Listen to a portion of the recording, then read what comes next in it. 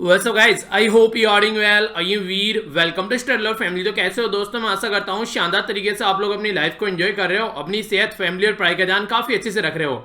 आज संडे को फंडे बनाते हुए थोड़ा सा स्टडी डे भी इसको बना लेते हैं। कुछ आर्टिकल्स में डिस्कस करूंगा जो पास्ट में आप लोगों के बचे हुए थे।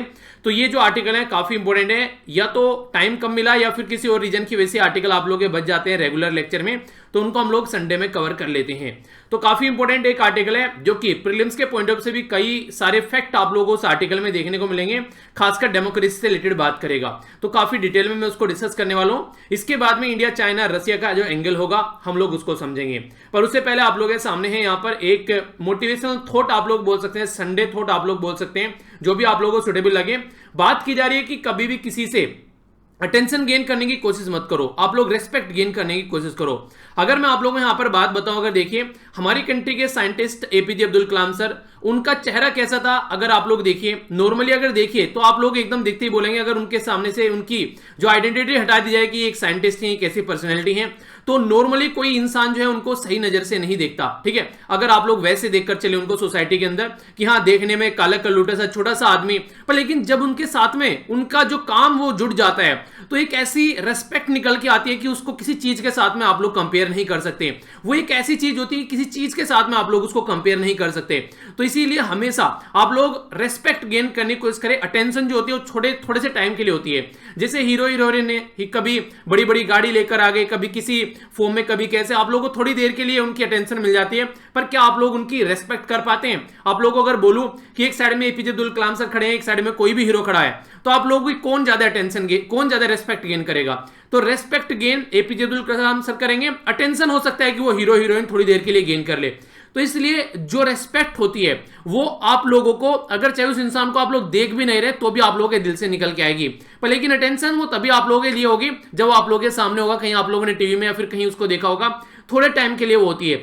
तो ये आप लोग खुद डिसाइड कीजिए कि आप लोग कौन सी कैटेगरी में आना है और कौन सी चीज जो है वो अच्छी है इंसान के लिए, कौन सी चीज जो है वो लंबे समय तक रहती है। तो आप लोग समझदार हैं, ये चीज आप लोग खुद डिसाइड कर सकते हैं। आज है संडे आप लोग का टेस्ट डे भी होता है। तो आज का जो टेस्ट है आप लोग का ये पब्लिक होगा एग्जैक्ट 10 o'clock। तो इसको आप लोग देखिएगा। टोटल मिलाकर 100 क्वेश्चन है इसके अंदर जो आप लोग को अटेम्प्ट करने हैं, और ये 100 क्वेश्चन 200 मार्क्स के हैं। इसी के साथ में नेगेटिव मार्किंग भी है। अगर आप लोगों को क्वेश्चन गलत होता है तो 1/3 की नेगेटिव मार्किंग भी है। तो उसके बेस पर आप लोग चेक कर सकते हैं कि आप लोग का स्कोर क्या है। तो उसको आप लोग कमेंट बॉक्स में बताइएगा, ताकि आप लोग एक तरीके से जान सके कि किस तरीके से आप लोगों ने टेस्ट को अटेम्प्ट किया है। दोनों ही चीजें यहां पर हो जाती है। टेस्ट के साथ साथ में आप लोग यहां पर एक तरीके से सॉल्यूशन भी आप लोगों को मिल जाता है इसी के अंदर। ठीक है, तो ये कई सारे बच्चों के द्वारा सजेस्ट किया गया ये मेथड था जो मैंने स्टार्ट किया था कि सर अलग से डिस्कशन हुआ करेगा वो सब चीजें। तो पहले क्वेश्चन दिखा दिया कीजिए, हम लोग उसको अटेम्प्ट कर लेंगे और उसके बाद में फिर उसका एक्सप्लेनेशन भी हम लोग देख लेंगे साथ ही साथ में। तो इसको आप लोग एक तरीके से रिवीजन भी बोल सकते हैं। अगर मोटे मोटे तौर पर मैं बोलूं, रिवीजन करने का एक तरीका भी आप लोग बोल सकते हैं। तो अटेम्प्ट कीजिए क्वेश्चंस को, काफी ज्यादा फायदा आप लोग को देखने को मिलेगा अगर रेगुलर आप लोग इसको अटेम्प्ट कर चलेंगे तो। ठीक है, और ज्यादा टाइम नहीं बचा हुआ है अपना, वो नहीं कहते कि जी जान लगा दो कि यही चीजें हैं बस। कभी भी कोई इंसान पढ़ने से किसी इंसान की जान नहीं गई है। ठीक है, तो अपना पढ़ाई करो, जिस भी लेवल पर जाकर आप लोग पढ़ाई कर सकते हो, अपना वो नहीं कहते कि मैक्सिमम आउटपुट दो जो भी आप लोग दे सकते हो। ठीक है, तभी आप लोग यहां पर चीजों को कंफर्टेबल जोन में ला पाओगे, क्योंकि कंपटीशन अच्छा है। पर लेकिन अगर आप लोग अपने ऊपर विश्वास रखते हैं तो फिर आप लोगों को कंपटीशन बस आप लोगों के साथ में ही है कि आप लोगों ने कितने अच्छे से अपने आप को प्रिपेयर किया है। तो कोई भी चीजें माइंड में नेगेटिव रखने के बजाय अपने आप को पॉजिटिव कैटेगरी में रखना है, ताकि आप लोग अच्छे से परफॉर्म कर सको। ओके, आइए अब आगे बढ़ते हैं। आर्टिकल्स के ऊपर नजर डालेंगे। संडे में कोशिश क्या कीजिए, जो भी आप लोगों ने पढ़ा है सब चीजों का आप लोग रिवीजन कर लिया करो, ताकि लंबे समय तक आप लोग इसको याद रख पाओ। ठीक है, तो ये चीजें हैं, ज्यादा से ज्यादा आप लोग इन चीजों के ऊपर फोकस कीजिए। बाकी कोविड-19 के बारे में अगर थोड़ी सी नजर में यहां पर आप लोगों के सामने डालूं, टोटल मिलाकर यहां पर 88,759 केस कल निकलकर हमारी कंट्री में आए, जो यहां पर कंफर्म केस थे। उसके बाद में फिर यहां पर जो रिकवरी हुई वो 92,359 जो रिकवरी हुई, एक अच्छी बात बोल सकते हैं। ये यहां पर 1,124 लोगों की जान चली गई। ठीक है, तो ये एक डेटा है आप लोगों के सामने। टॉप पर यूएसए, दूसरे नंबर पर इंडिया और तीसरे नंबर पर ब्राजील चल रहा है ऑल ओवर वर्ल्ड में, अगर आप लोग इसको चेक करोगे तो। आप लोगों को पता है ऑनलाइन यूएन जनरल असेंबली का सेशन चल रहा है, तो हमारी कंट्री के प्राइम मिनिस्टर मोदी जी के द्वारा भी यहाँ अपना विचार रखा गया, आखिर क्या चल रहा है और हम लोग क्या सोच रहे हैं और किस तरीके से यहाँ पर यूनाइटेड नेशन होना चाहिए। तो ये जो स्पीच थी यहाँ पर हर एक कंट्री ने अपना मिला जुला रेस्पॉन्स यहाँ पर दिया। हमारी कंट्री के प्राइम मिनिस्टर हैं, उन्होंने यहाँ पर क्या बोला, उन्होंने बोला कि एक तरीके से हम लोग जो चाहते हैं, हम लोग एक स्ट्रॉन्ग यूनाइटेड नेशन चाहते हैं। ठीक है, एक टाइम ऐसा था कि जब हम लोग काफी वीक थे, हम लोगों ने कभी भी अपनी डिपेंडेंसी नहीं दिखाई, बर्डन नहीं बने हम लोग यूनाइटेड नेशन के ऊपर। आज के डेट में भी इंडियन के जो ट्रूप्स है काफी लार्ज स्केल पर पार्टिसिपेट करते हैं यूएन पीस कीपिंग फोर्स के अंदर, और इंडिया जो है हमेशा एक अच्छा कंट्रीब्यूशन देना चाहता है और देता भी रहा है यूनाइटेड नेशन के लिए। पर लेकिन अगर इंसान कोई काम करता है तो उसकी एस्पिरेशन भी होती है कि हाँ, इस काम के बदले में उसको एक तरीके से एप्रिसिएशन भी मिले। तो एप्रिसिएशन ये होगा कहीं ना कहीं अगर हमारी कंट्री का एक और बड़ा रोल यहां पर यूएन के अंदर दे दिया जाए कि हाँ भैया, आप लोग भी यहां पर आकर परमानेंट मेंबर बन सकते हैं। तो ये सारी चीजें पॉसिबल है अगर आप लोग इसको रिफॉर्म करना चाहोगे यूनाइटेड नेशन के अंदर में। यूनाइटेड नेशन के अंदर काफी लंबे समय से बात चल रही है रिफॉर्म करना है। ओनली 5 कंट्री ऐसी हैं जो सारी पावर लिए बैठी हैं, बाकी कई सारे कॉन्टिनेंट ऐसे हैं जिनके बारे में कोई बात नहीं करता है। जैसे कि अगर बात करें यूनाइटेड नेशन के परमानेंट मेंबर, तो यूएसए है आज के डेट में, फ्रांस है, यूके है, रसिया है और चाइना है। तो ये 5 परमानेंट मेंबर हैं यहां पर जो इसके हैं आज के डेट में। ना तो आज के डेट में साउथ अमेरिका कॉन्टिनेंट से कोई भी मेंबर आप लोगों को देखने को मिलेगा, ना ही यहां पर अफ्रीका कॉन्टिनेंट से और ना ही ऑस्ट्रेलिया कॉन्टिनेंट से। तो यूनाइटेड नेशन कैसे हो गया फिर ये, जब यहां पर बहुत सारे लोगों को ये रिप्रेजेंट ही नहीं कर रहा है। तो इसलिए यहां पर समझना काफी जरूरी है कि अगर आप लोग रियलिटी में बोलते हैं कि यूनाइटेड नेशन है, तो यूनाइटेड नेशन रियलिटी में एक रिप्रेजेंटेटिव बॉडी होनी चाहिए ऑल ओवर वर्ल्ड की। परमानेंट मेंबर इसमें से भी यहां पर होना चाहिए, कम से कम यहां पर साउथ अमेरिका से और अफ्रीका से और ऑस्ट्रेलिया से भी कोई ना कोई मेंबर यहां पर जरूर जाना चाहिए, पर लेकिन वो देखने को यहां पर नहीं मिलता है।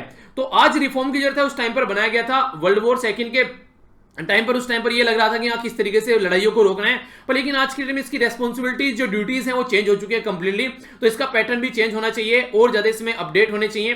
पर लेकिन अभी ऐसे ही अगर चलता रहा तो आने वाले टाइम में इसका अस्तित्व जो है उसके ऊपर एक क्वेश्चन मार्क लगता हुआ नजर आएगा। ठीक है, कई सारे लोगों ने अपनी अपनी बात बताई यहां पर, तो सब इसी तरीके से हैं। डोनाल्ड ट्रंप साहब भी आ रहे थे वहां पर, अपना प्रचार कर रहे थे। तो ये भी सारी चीजें थी, आप लोगों ने देखी होंगी चीजें, जिस तरीके से स्पीच वगैरह आप लोगों ने सुना होगा।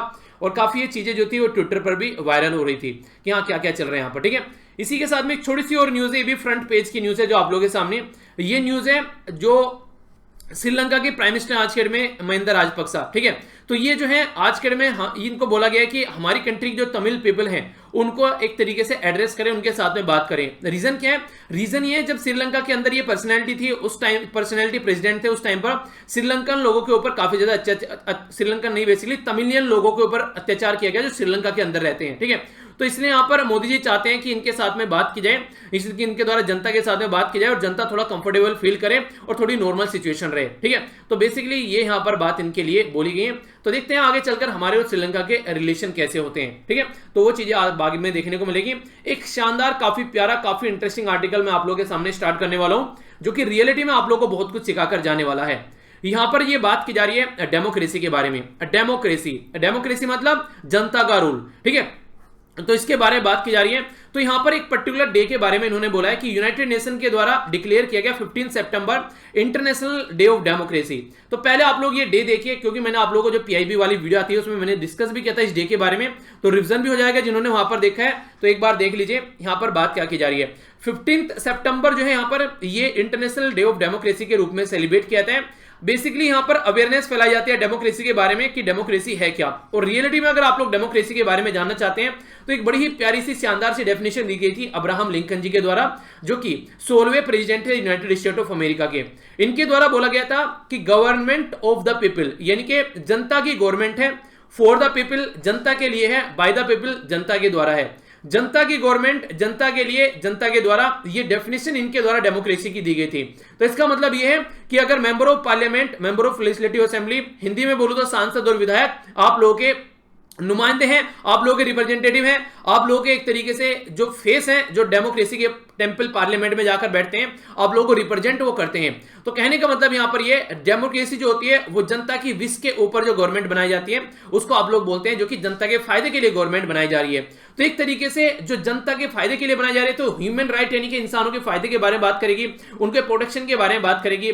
और एक तरीके से आप लोग ये भी बोल सकते हैं कि एक ब्रिज है यहाँ पर जो पॉलिटिकल क्लास और सिविल सोसाइटी है उनके बीच में, ताकि एक रेस्पॉन्सिबल रूल यहां पर लाया जा सके, कोई ऐसी चीजें देखने को न मिले कि हाँ हवा में तीर छोड़े जा रहे हैं। ठीक है, तो इस तरीके की चीजें आप लोग यहां पर देखने को मिलेगी। इसके बारे में थोड़ा समझने की कोशिश करते हैं आखिर आर्टिकल में क्या क्या बोलते हैं। आर्टिकल में जो है डेमोक्रेसी के ऊपर एक क्वेश्चन मार्क लगाया जा रहा है कि जिस तरीके की डेमोक्रेसी यहां पर बनाई गई थी कि यहां लोगों की जो लाइफ है उसको फुलफिल करेगी, पर लेकिन आज की डेज में यहां पर ये डिस्टोपिया हो गया है, यानी कि एक ऐसा दुर्स्थान हो चुका है जहां पर कहने के लिए यहां पर एक तरीके से बोलते हैं कि जनता के रिप्रेजेंटेटिव है, पर रियलिटी में ये काफी गंदी जगह आज के डेट में हो चुकी है। जिस तरीके के थॉट यहां पर आज के डेट में डेमोक्रेसी की टेंपल में यानी कि पार्लियामेंट में प्रेजेंट किए जाते हैं, तो वो रियलिटी में जनता के एस्पिरेशन को फुलफिल करने के लिए नहीं होता है, बेसिकली अपनी एस्पिरेशन को फुलफिल करने के लिए यहां पर लोग आज के डेट में पहुंचते हैं।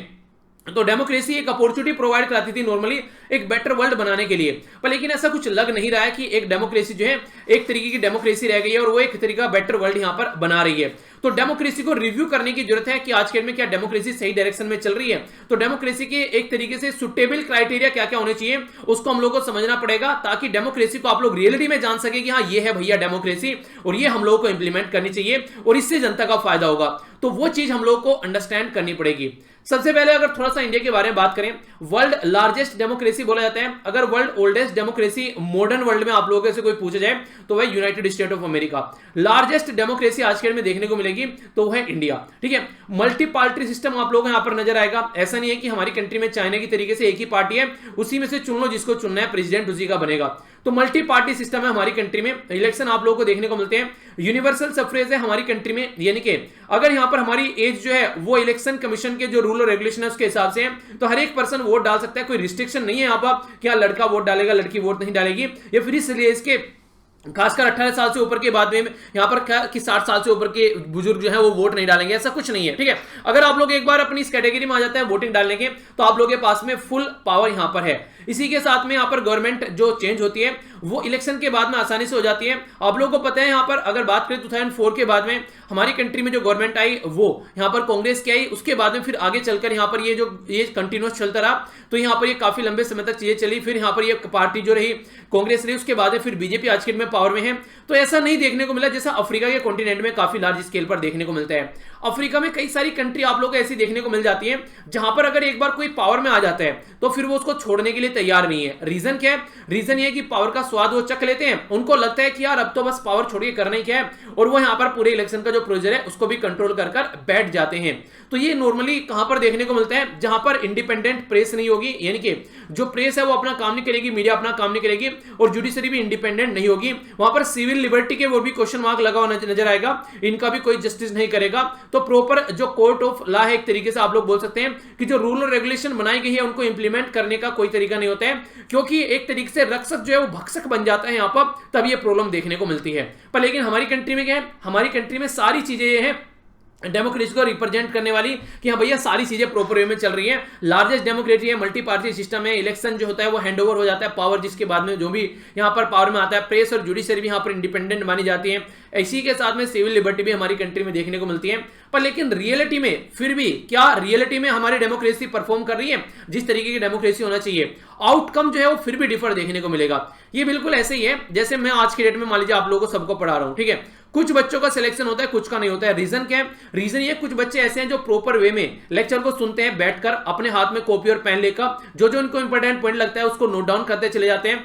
फिर टाइम टू टाइम उसका रिवीजन करते रहते हैं, अपने नोट्स खुद के प्रिपेयर करते हैं और प्रॉपर वे में एक तरीके से चीजों को कवर करके चलते हैं। एक तो वो बच्चे हैं, ठीक है। दूसरे वो बच्चे हैं जो कुछ तो ऐसे हैं कि मान लीजिए कहीं खेलने जा रहे हैं, घूमते चलिए लेक्चर सुन लेते हैं, ठीक है। वो बच्चे आप लोगों को देखने को मिलेंगे जो ज्यादा सीरियस नहीं होता है चीजों को लेकर, यानी कि गेम में ज्यादा फोकस है या फिर किसी और चीज में ज्यादा फोकस है, बस हाँ कि लेक्चर सुन लिया है अपने दिल को सेटिस्फाई करने के लिए, संतुष्टि देने के लिए कि हाँ हम लोग ये काम कर रहे हैं। पर लेकिन रियलिटी में क्या आप लोगों को अगर पहले वाली कैटेगरी के साथ में कंपेयर करूं, आप लोग स्टैंड कर पाएंगे? नहीं स्टैंड कर पाएंगे।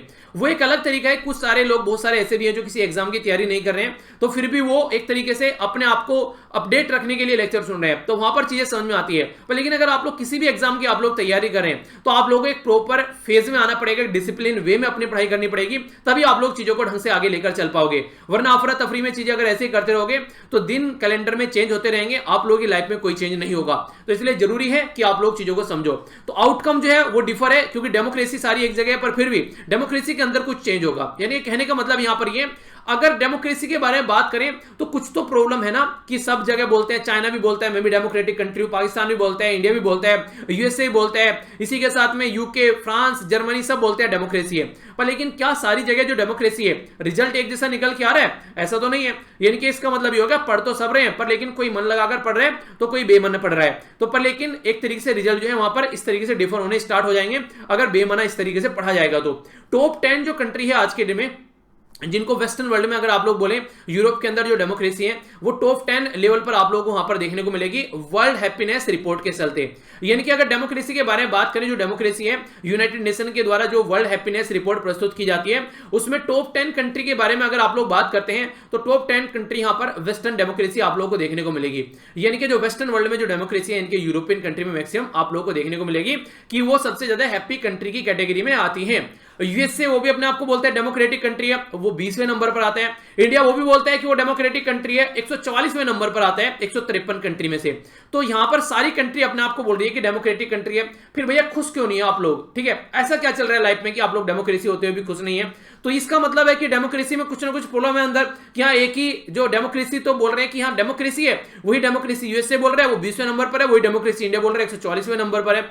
तो इस डेमोक्रेसी में दिक्कत कहां है? तो कुछ ना कुछ दिक्कत होगी यहाँ पर। तो एक तरीके से आप लोग बोलिए कि डेमोक्रेसी जो एक तरीके से शब्द हो गया सेटिस्फाई करने के लिए अपने थॉट्स को कि हाँ भैया हम एक डेमोक्रेटिक है, पर लेकिन रियलिटी में जो लाइफ के ऊपर जो इंपैक्ट पड़ना चाहिए था, जो एक तरीके से डेमोक्रेसी को ध्यान में रख के जो एक तरीके से लोगों की लाइफ जो चेंज होनी चाहिए थी उस पर काफी कम इंपैक्ट पड़ता हुआ आप लोगों को नजर आएगा।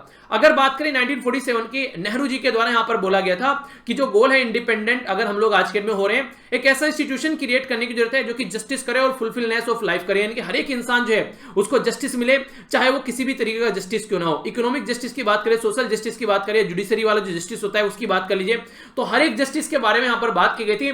फुलफिलनेस ऑफ लाइफ यानी कि एक हैप्पी पर्सन यहां पर फील करे, चाहे हैप्पी पर्सन बोला मैंने मैन और वुमेन आप लोग यहां पर देखने को मिलेगा, यानी कि एक तरीके से हर एक इंसान जो है वो खुश रहे।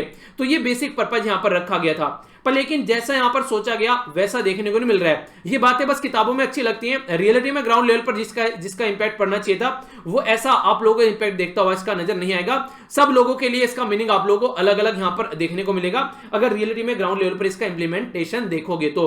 यानी कि जो फुलफिल जो यहां पर बोला गया था ना कि फुलफिलिंग लाइफ यहां पर देखने को मिलेगी, तो इंस्टीट्यूशन नहीं कर रही है, ये लोगों को अपने आप करना पड़ रहा है यहाँ पर। यानी कि इंस्टीट्यूशन जिस काम के लिए बनाए गए हैं वो यहाँ पर ये काम नहीं कर रहे हैं, जनता को अपने आप ये काम करना पड़ रहा है। तो इसीलिए यहाँ पर सोचने के लिए मजबूर हो जाती है जनता कि ये इंस्टीट्यूशन कर रहे हैं तो क्या कर रहे हैं आज की डेट में।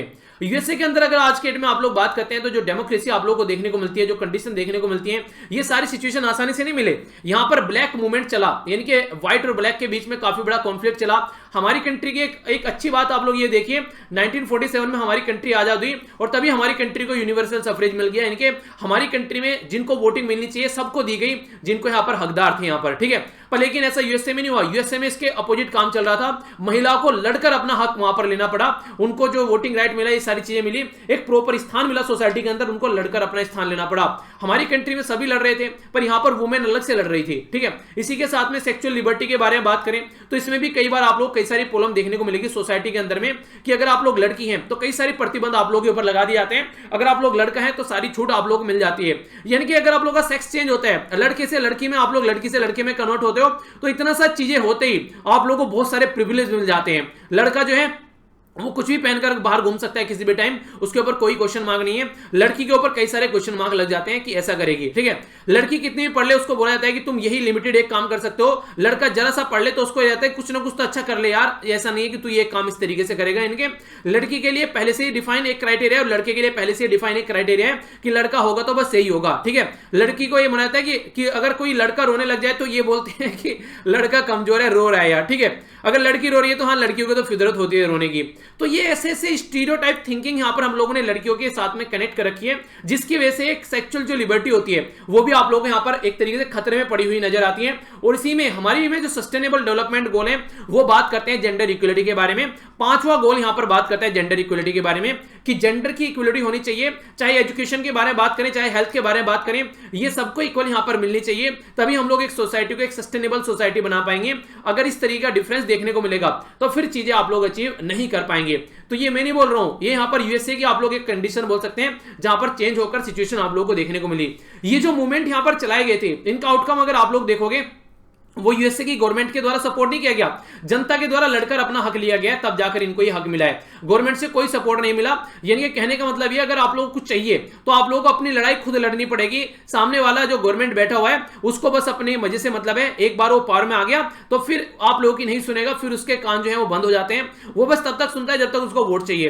तो इस सिचुएशन आप लोगों को मैक्सिमम कंट्री में देखने को मिलती है यहाँ पर। ये एक बात होगी। अब दूसरी एक एरिया के बारे में बात करते हैं। यहां पर हम लोग बात करेंगे ह्यूमन डेवलपमेंट इंडेक्स के बारे में। मैंने आप लोग कई बार बताया ह्यूमन कैपिटल के बारे में। ह्यूमन कैपिटल क्या होता है? कैपिटल का मतलब क्या होता है? कैपिटल का मतलब होता है मनी, यानी कि धन। यानी कि आप लोगों के पास में मान लीजिए 1000 करोड़ रुपए हैं, तो ये आप लोगों की कैपिटल होगी। आप लोगों के पास में कई सारे रिजॉर्ट हैं, कई सारे मॉल हैं, आप लोगों के पास में बहुत सारी जमीन है, तो कैपिटल होगी एक तरीके से आप लोगों के पास में। आप लोग ऐसा बोल सकते हैं आप लोगों की प्रॉपर्टी होगी, ठीक है। तो इनडायरेक्ट वे में अगर बोला जाए तो आप लोगों के पास से पैसे अच्छे खासे कैपिटल है वो आपके, ऐसा आप लोग समझ लिए फिलहाल के लिए। तो ये कैपिटल है जैसे आप लोगों के लिए। इसी तरीके से ह्यूमन को कैपिटल बनाना, ह्यूमन कैपिटल कैसे बनेगा? अगर उसको हम लोग अच्छी एजुकेशन दे देंगे, अच्छी हेल्थ दे देंगे, तो कल को कमाने लायक इंसान बन जाएगा। तो इनडायरेक्ट वे में ह्यूमन को कैपिटल दे दी, यानी कि ह्यूमन को आप लोग एक अच्छी हेल्थ और अच्छी एजुकेशन तो दे दीजिए। स्किल देते ही आप लोग देखिएगा कि वो जॉब करता हुआ नजर आएगा। तो एक ह्यूमन जो है वो कैपिटल बन गया, यानी कि बोल सकते हैं अगर सही डायरेक्शन में सही जगह पहुंच गया तो पैसे छापने की मशीन बन जाएगा वो इंसान। कई बार आप लोगों ने सुना भी होगा। तो ये ह्यूमन कैपिटल वर्ड जो यूज किया था, इसका मतलब है कि उसके अंदर कुछ क्वालिटी है पैसे कमाने की, वो आज के डेट में अपनी हेल्थ को लेकर सही तरीके से काम कर पा रहा है। तो ह्यूमन कैपिटल, ह्यूमन डेवलपमेंट जो इंडेक्स है यहाँ पर, उसमें नॉर्मली फोकस जो किया जाता है हेल्थ और एजुकेशन के ऊपर किया जाता है। हमारी कंट्री की जो रैंक है इसमें 189 में से 129 आप लोगों को देखने को मिलेगी। तो यहां पर हम लोग कहां पर स्टैंड कर रहे हैं, जबकि हम तो डेमोक्रेसी हैं। तो हमारी डेमोक्रेसी कहां चली गई? यहां पर हमारी कंट्री की रैंक इतनी नीचे कैसे पहुंच रही है? तो ये भी हमको सोचने के लिए मजबूर करता है। ह्यूमन डेवलपमेंट के बारे में अगर आज के दिन में आप लोग बात करते हैं तो ह्यूमन डेवलपमेंट जो है कहीं ना कहीं एक तरीके से चैलेंज बन चुके हैं हमारी कंट्री की डेमोक्रेसी के लिए। ये डेवलपमेंट हम लोग को समझना पड़ेगा कि रियलिटी में हम लोग इसकी सेंस कैसे लगा रहे हैं। क्या रियलिटी में हम लोग एक डेमोक्रेटिक कंट्री है? जिस तरीके से हम लोग इंसानों के डेवलपमेंट की बात कर रहे थे, हम लोगों ने अभी देखा कि डेफिनेशन क्या है डेमोक्रेसी की? जनता का रूल, जनता के लिए और जनता के द्वारा। पर लेकिन दिख नहीं रहा है यहां पर कहीं जनता है। ये रूल है एक तरीके से, एक तरीके गवर्नमेंट का रूल है, गवर्नमेंट के लिए और गवर्नमेंट के ही द्वारा है, गवर्नमेंट मजे ले रही है, जनता कहीं नहीं है। तो ह्यूमन जो ह्यूमन डेवलपमेंट इंडेक्स है, यहां पर आप लोगों को देखने को मिलता है लाइफ एक्सपेक्टेंसी एट बर्थ, यानी कि कितने बच्चे जो है पैदा होने के बाद में जीवित रहेंगे। एक तरीके से हेल्थ के बारे में फोकस की जाती है, एवरेज एजुकेशन के बारे में फोकस की जाती है, और लिविंग स्टैंडर्ड जो है उसके बारे में फोकस की जाती है। तो 3 इंडिकेटर यहां पर ऐसे हैं जिनके फोकस देकर चला जाता है जब ह्यूमन डेवलपमेंट इंडेक्स आप लोग निकालते हैं। तो ये काफी इंपॉर्टेंट है, इसके बारे में आप लोग समझिएगा एक बार क्या क्या बातें यहां पर बोली गई हैं। बेसिकली डेमोक्रेसी बोलना ये बिल्कुल ऐसे हो गया जैसे एक इंस्ट्रूमेंटल चीज नहीं होती दिखाने वाली कि हाँ डेमोक्रेसी है भैया, यानी कि हर एक को ये बोलना है कि हमारे यहाँ पर डेमोक्रेसी है। पर लेकिन ह्यूमन डेवलपमेंट के बीच में और डेमोक्रेसी के बीच में जो आज के डेट में एक गैप आ गया है वो यहाँ पर समझ में नहीं आता है। डेमोक्रेसी बोल रहे हैं हम लोग बड़ी बड़ी डेमोक्रेसी है भैया, हम ओल्डेस्ट डेमोक्रेसी, हम लार्जेस्ट डेमोक्रेसी है। पर लेकिन इंसान क्या है? इंसान क्या है जिनसे डेमोक्रेसी बनती है उनकी हालत क्या कर रखी है उसके बारे में कौन बात करेगा? तो एक तरीके से डेमोक्रेसी जो है वो इंस्ट्रूमेंटल टर्म बन चुकी है। अगर देखा जाए रियलिटी में जो डेमोक्रेसी का आउटपुट होना चाहिए था वो देखने को नहीं मिलेगा। ना कहीं लिबर्टी है और ना ही कहीं कैपेबिलिटी है। अगर बात करें अल्टीमेट, अगर जो डेमोक्रेसी की एस्पायरेशन होती है कि हाँ डेमोक्रेसी है भैया, लिबर्टी रहेगी, कैपेबिलिटी रहेगी, इंसान जो है सही तरीके से रूल करता हुआ नजर आएगा।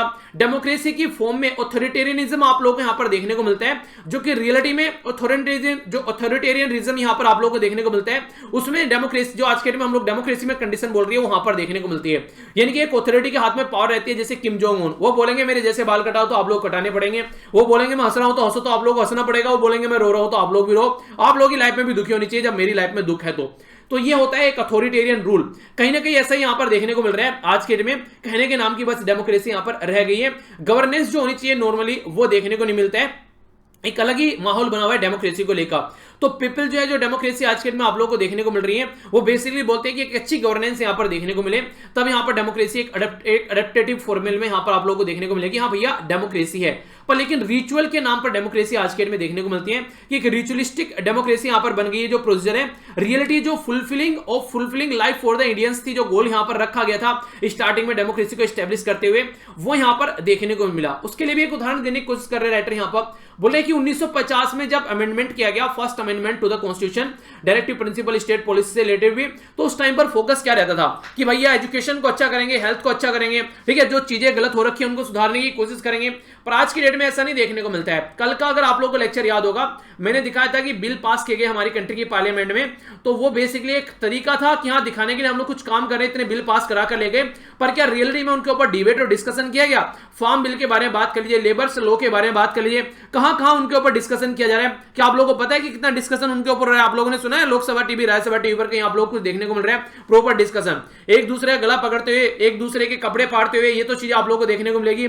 जो बिल की थी, जो कॉपी थी, उनके एक तरीके से पुर्जे उड़ाते हुए, ये सारी चीजें आप लोग यहां पर देखने को मिली। तो कहीं ना कहीं अगर आप लोग आज के में बोलिए कि डेमोक्रेसी जो है वो रियलिटी में डेमोक्रेसी नहीं रह गई है, और कोविड-19 जो है उसने यहां पर एक और चेहरा यहां पर डेमोक्रेसी का दिखा दिया है कि रियलिटी में जो डेमोक्रेसी थी वो कहां पर है हमारी कंट्री में, ठीक है। अंडर इन्वेस्टमेंट आप लोगों को हेल्थ सेक्टर में देखने को मिल रहा है, इसीलिए डेमोक्रेसी का जो खलता है ये खुलकर सामने आ गया, इनके जो रैपर है वो उड़ गए हैं, यहां पर डेमोक्रेसी नंगी हो गई आज के में, ऐसा आप लोग बोल सकते हैं। क्योंकि रियलिटी में जो डेमोक्रेसी होती है, जो जनता खुश रहती है, उनको अच्छी हेल्थ मिलती है, अच्छी एजुकेशन मिलती है, पर लेकिन ऐसा है कहीं कोई है रेस्पॉन्सिबल इसको लेने के लिए? आज की डेट में कंडीशन यहां तक बुरी हो रखी है, रेस्पॉन्सिबल तो दूर की बात है, सहारा बनना तो दूर की बात है, और दबाया आप लोगों को जा रहे हैं। आकर अगर आप लोग क्वेश्चन पूछते हैं भैया ऐसा क्यों रहा है, आप लोग बोले भैया हमारी कंट्री वर्ल्ड में दूसरे नंबर पर क्यों आ गई है कोरोना के मामले में, तो उसके ऊपर 70 तर्क आप लोगों को दे दिए जाएंगे।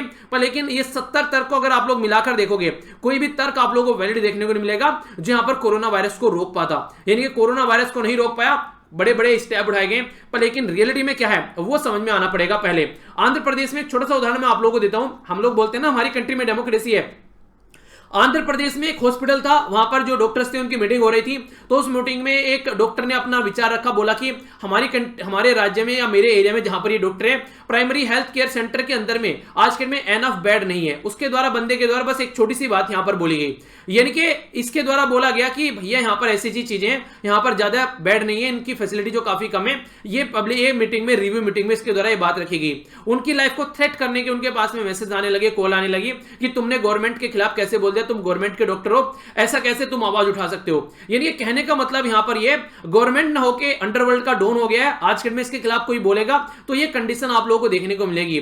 तो रियलिटी में क्या हम लोग डेमोक्रेसी में रह रहे हैं? तो इसीलिए यहां पर इसको स्टार्टिंग में डिस्टोपिया बोला गया है कि एक ऐसी जगह जो सबसे गंदी है रहने के लिए, ठीक है, जहां पर इंसान जो है सफर कर रहे हैं, और एक तरीके से कोई उनको जो देखने वाले हैं वो ऑथोरिटेरियन है, उनके फायदा पहुंचाने के लिए नहीं है और सप्रेस करने के लिए है। तो ये है एक ऐसी दुनिया जिसमें आप लोग रह रहे हैं। रियलिटी में आप लोग समझ सकते हैं कि आप लोग कहां पर रह रहे हैं। तो ये आप लोग को एक आईना दिखा रहा है कि हमारी कंट्री की डेमोक्रेसी का आईना कैसा है रियलिटी में।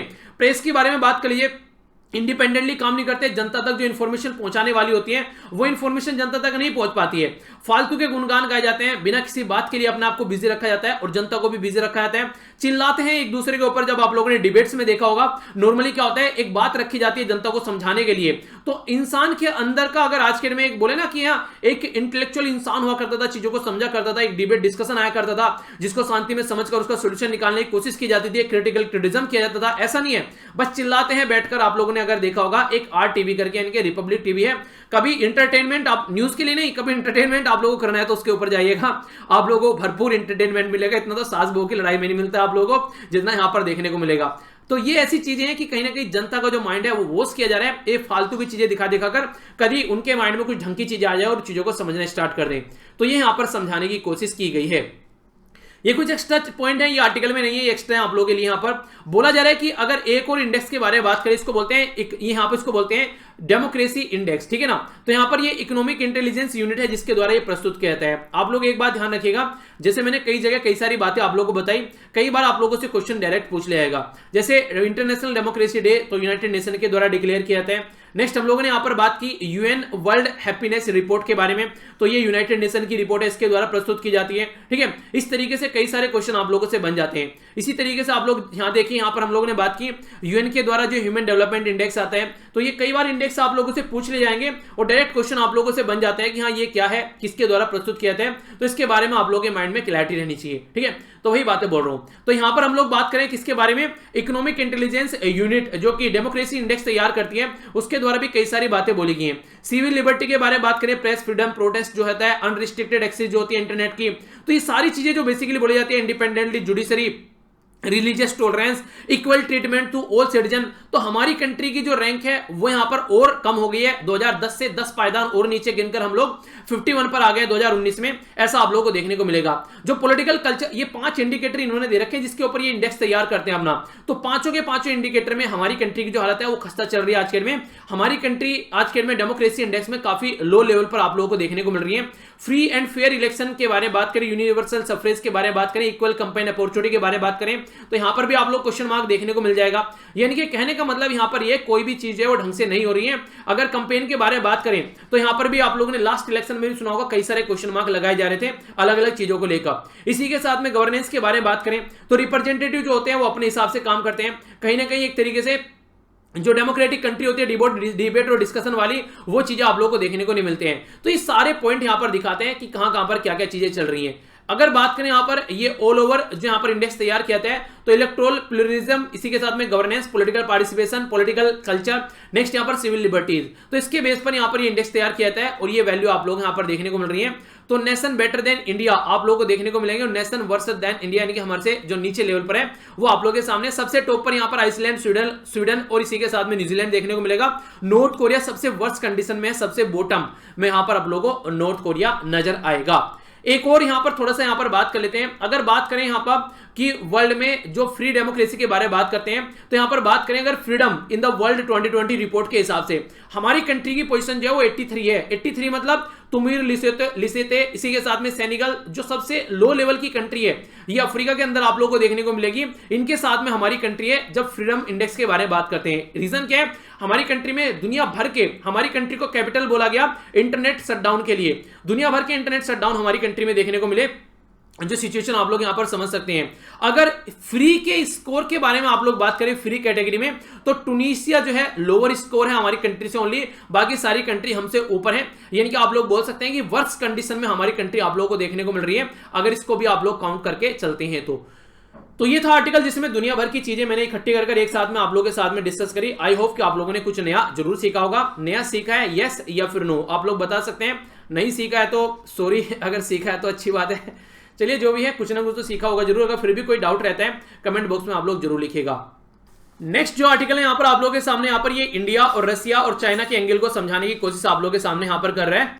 तो बेसिकली बोला क्या जा रहा है, अभी आप लोगों को देखने को मिला एक रसिया की कवकाज करके यहाँ पर एक्सरसाइज था, जिसको यहाँ पर कवकासस के नाम से भी आप लोग जानते हैं। एक मिलिट्री एक्सरसाइज थी 15 से लेकर 26 सितंबर तक, यानी कि कल तक यहाँ पर ये एक्सरसाइज चली। इस एक्सरसाइज में से इंडिया ने बैकआउट कर दिया, यानी कि बीच में से हम लोग यहाँ पर छोड़कर चले गए इस एक्सरसाइज को। तो ये जो थी यहाँ पर, ये एक तरीके से जो एक्सरसाइज थी, यहाँ पर ये बोला गया कि क्या रियलिटी में हमारे रिलेशन रसिया के साथ में अच्छे नहीं है कि हम लोगों ने एक्सरसाइज छोड़ दी। तो ऐसा कुछ नहीं है, हम लोगों ने जो एक्सरसाइज छोड़ी नॉर्मली यहाँ पर संघाई कोऑपरेशन ऑर्गेनाइजेशन के मेंबर को यहाँ पर बुलाया गया, जिसमें चाइना, इंडिया और पाकिस्तान भी यहाँ पर इसका पार्ट आप लोगों को देखने को मिलेगा। तो इसलिए यहाँ पर हम लोगों ने बोला कि LAC के ऊपर ऑलरेडी चाइना के साथ में हमारी झड़प चल रही है और उसी कंट्री के साथ में हम लोग चलकर यहाँ पर इस तरीके से आज के डेट में एक्सरसाइज करें तो इसका कोई मतलब बन नहीं जाता है। ठीक है, तो ये हो गया कि दुराचार को सहने वाली बात होगी कि भैया कोई नहीं, अभी नहीं बोला जाता है कि सारी चीजें छोड़कर बस इस चीज पर फोकस करो। यानी कि आप लोग जो है हम लोग बैठे हुए सीट पर और उसके नीचे आप लोग आग लगा रहे हैं। ठीक है, तो एक तरीके से आप लोग बोला जाए तो आप लोग की जो हरकतें हैं वो ऐसी चल रही हैं, बुरे वाली कंडीशन आप लोगों ने कर रखी है हमारे साथ में, और आप लोग बोल रहे हैं कि हम लोग आपके साथ में व्यापार करते रहे। यानी कि इंसान अंदर से खुश नहीं है और आप लोग उसको बोल रहे हो कि भैया आ तो अच्छे से एंजॉय कर इस तरीके से। तो ये कहने का मतलब यहाँ पर ये हो गया कि ऊपर से आप लोगों ने LAC के ऊपर इतनी हरकतें कर रखी है और ऊपर से कह रहे हैं कि हमारे साथ में बस ट्रेड के बारे में बात करो, मतलब तुमको फायदा पहुंचाते रहे बस। ठीक है, तो ये कंडीशन यहाँ पर देखने को मिलती है। तो इंडिया ने प्रोटेस्ट किया इनडायरेक्ट वे में आप लोग बोल सकते हैं, और यहाँ से बाहर निकलकर चला गया। तो बेसिकली जो यहाँ पर ये जो पॉसिबल जो इंपैक्ट है इसका, तो इंडिया और चाइना के जो रिलेशन है उसके बारे में बात कर रहे हैं। पर लेकिन कई जगह आप लोगों को देखने को मिलेगा यहाँ पर इंडिया और रशिया की पार्टनरशिप जो है वो ये एक दूसरे से इस चीजों को समझते हैं और कहीं ना कहीं ये इम्यून रहते हैं। यानी कि ऐसा नहीं है कि इंडिया के चाइना के साथ में जो रिलेशन है उसका इंपैक्ट इंडिया और रशिया के रिलेशन पर या फिर चाइना और रशिया के रिलेशन पर पड़ेगा, वो बिल्कुल अलग है। तो ये समझाने की कोशिश यहाँ पर राइटर के द्वारा की गई है। मॉस्को जो है हालांकि वो क्वाइटली यानी कि चुपचाप यहां पर काफी बड़ा रोल प्ले कर रहे हैं, ताकि इंडिया और जो एक तरीके से चाइना है उसके बीच में थोड़ा सॉल्यूशन निकाला जा सके। वो एक्टिवली किसी की भी साइड लेने के लिए यहां पर तैयार नहीं है, क्योंकि उसको पता है कि वेस्टर्न वर्ल्ड से उसका पत्ता ऑलरेडी कर चुका है। चाइना के खिलाफ में कुछ जाकर बोलेगा नहीं, इंडिया के साथ में काफी अच्छा व्यापार है उसके बारे में कुछ बोलेगा नहीं। तो इसीलिए रशिया के साथ में इंडिया के जो एंगेजमेंट है यहाँ पर वो काफी अच्छे हैं और लंबे समय से बढ़ते हुए जा रहे हैं। हमारी कंट्री के द्वारा भी यहाँ पर 75th जो विक्ट्री डे परेड है जो राजनाथ सिंह साहब है उनके द्वारा पार्टिसिपेट किया गया। तो इंडिया और रशिया के जो रिलेशन है वो एक अलग एंगल के हैं उसका इसके ऊपर इंपैक्ट नहीं पड़ता है कि चाइना और इंडिया के रिलेशन कैसे हैं, रसिया इंडिपेंडेंटली काम करता है। इसी तरीके से चाइना और रसिया के रिलेशन कैसे हैं, इंडिया का इसके ऊपर इंपैक्ट नहीं पड़ता है, वो एक अलग बात है। हालांकि देखिए ये बातें बोलने में अच्छी लग सकती है हम लोगों को कि हाँ ऐसा कुछ होता नहीं है, पर ये रियलिटी नहीं है। रियलिटी में आप लोग कुछ ना कुछ इंपैक्ट पड़ता हुआ इसका जरूर नजर आएगा। वो एक अलग बात है कि वो ज्यादा होगा या फिर कम होगा, ये एक दूसरा पार्ट हो जाता है इस पर्टिकुलर डिस्कशन का। इंडिया और रशिया के जो रिलेशन है वो कई लेवल पर आप लोगों को देखने को मिलेंगे। इसी के साथ में मॉस्को में अगेन अटेंड किए गए हमारे डिफेंस मिनिस्टर के द्वारा जो मीटिंग थी एक तरीके से, ठीक है। तो यहां पर कई सारी कंडीशन आप लोगों को देखने को मिलेगी। बाई एनुअल इंडो रसिया जो नेवल एक्सरसाइज होती है उसके बारे में बात की गई। तो ये भी आप लोगों को देखने को मिली अंडमान और निकोबार वाले एरिया में, तो हमारी कंट्री के द्वारा पार्टिसिपेट किया गया। सितंबर 4 को इंडियन के external affair minister S Jaishankar साहब ऑनलाइन ब्रिक जो समिट थी वो अटेंड की गई। 9 और 10 सितंबर को यहाँ पर मॉस्को ट्रेवल किया गया फॉरेन मिनिस्टर के द्वारा मीटिंग के लिए। नवंबर के महीने में भी यहाँ पर संघाई कॉर्पोरेशन ऑर्गेनाइजेशन के जो हेड है उसकी मीटिंग होने वाली है इंडिया में। तो ये सारी चीजें अगर आप लोग देखिए, इंडिया और रशिया के जो रिलेशन है उसमें कहीं पर भी आप लोग कोई कमियां खामियां नजर नहीं आ रही है, यानी कि दोनों के जो रिलेशन है वो एक अलग अलग डायरेक्शन में आप लोग को देखने को मिलते हैं। रसिया कहीं ना कहीं आज के दिन में आप लोग देखिए कई बार ये बोला जाता है कि रसिया जो है वो चाइना का जो सेकेंडरी पार्ट बन चुके हैं, यानी कि एक तरीके से चाइना के नीचे काम करने वाला आज के दिन बन चुके हैं। इसी के चलते जो इंडिया है उसने एक क्वाड ग्रुप बनाया जिसमें कौन कौन है, उसमें जापान, ऑस्ट्रेलिया, इंडिया और यूएसए। तो वहां पर इंडिया भी कहीं कभी ये नहीं चाहता है कि मेरे रिलेशन जो है वो यूएसए के साथ में बहुत अच्छे हो जाएं और रशिया और चाइना से हम लोग दूरी बनाकर रखें। आप लोग जानते हैं कि S-400 सिस्टम जो है यूएसए ने पूरे नाको चने चबा लिए कि हम लोग रशिया से ये न खरीदें, पर हम लोगों ने खरीदे ये रशिया से। तो इसका मतलब ये कि हम लोग अपनी फॉरेन पॉलिसी को इंडिपेंडेंट लेकर चलते हैं। तो ये भी इंपॉर्टेंट क्वेश्चन आप लोगों से बन जाएगा यहाँ पर S-400 सिस्टम क्या है। तो एक एयर डिफेंस सिस्टम है यहाँ पर जो रशिया के द्वारा बेचा गया और हमारे द्वारा खरीदा गया। यूएसए ने बोला था मत खरीदो रशिया से, हमसे खरीद लो, पर लेकिन हम लोगों ने इसको मना कर दिया।